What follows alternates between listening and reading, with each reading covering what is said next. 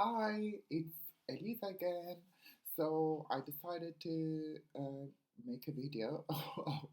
um, yes, so as not to leave it too long without appearing, as I've been doing uh, in the past, well, few years actually.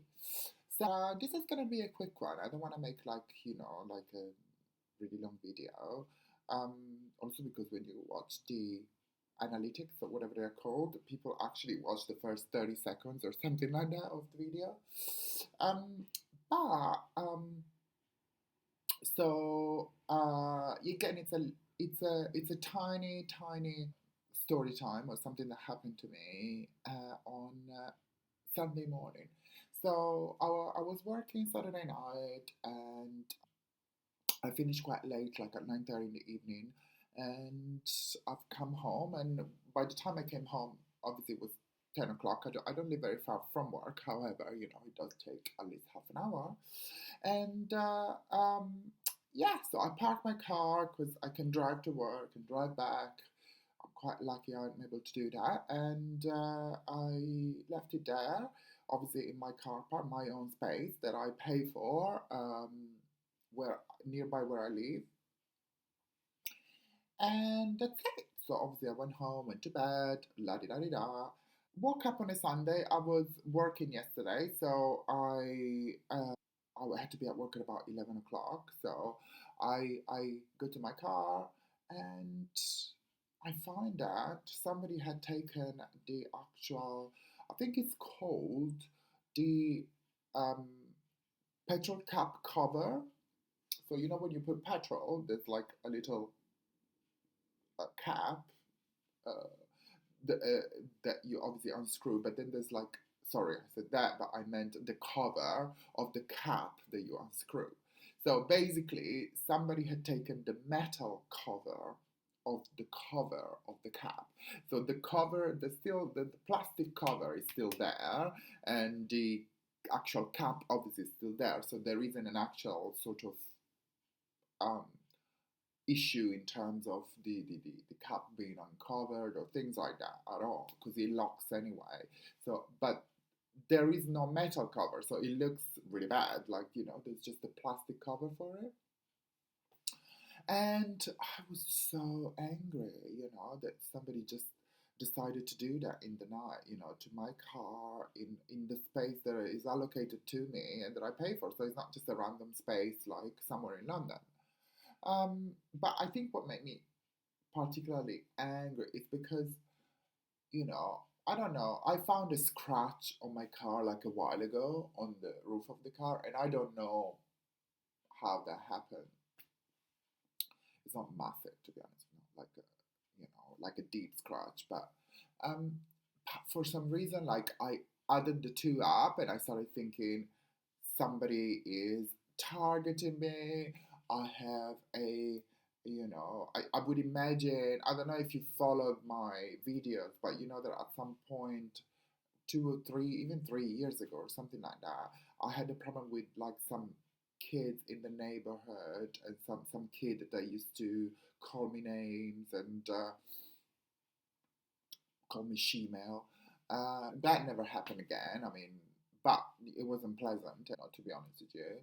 Um, and so I started thinking, there must be somebody that doesn't like me, or some transphobic neighbor, or some like, transphobic teenager or something like that goes there at night and causes damages to my car because they realize it's mine or something like that. Anyway, so I was upset, I was angry. I mean, I know this is not the end of the world, you know what I mean? We're talking about something that is replaceable, and that I understand that, the kind of how to put it into perspective. So yeah, I went to work, forgot about it. Then obviously when I left work, I thought about it again because I got into my car again and I saw it. And then in the evening, I just talked about it with a friend, and it's funny because to him, it just seemed like more likely to be just a random act of vandalism or something like that. Because I mean, we live in London. I live in zone 2, which is near central London. Like, it's not exactly like a quiet countryside neighborhood. So things happen.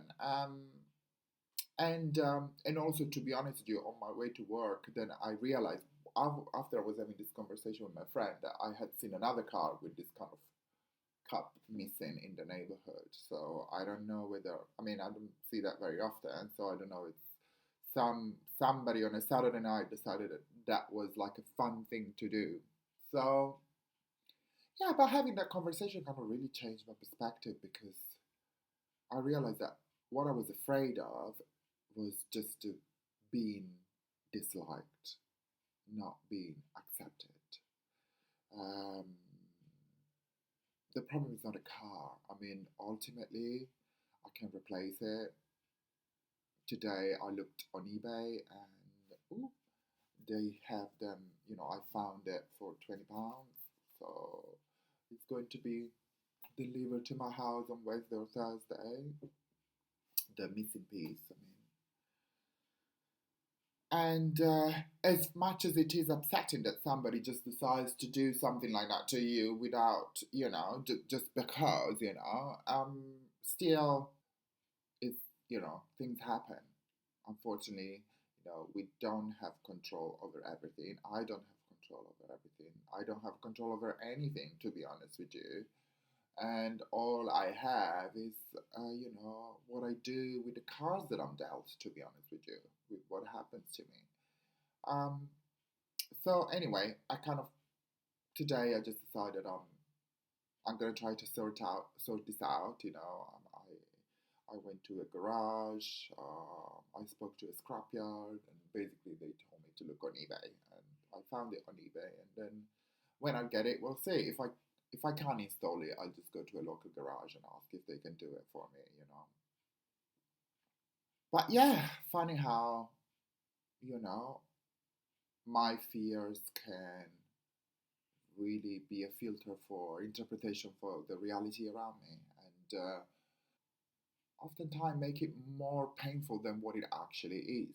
you know Not that it isn't, not that it's not upsetting, um, but I think the car was not the reason for the upset.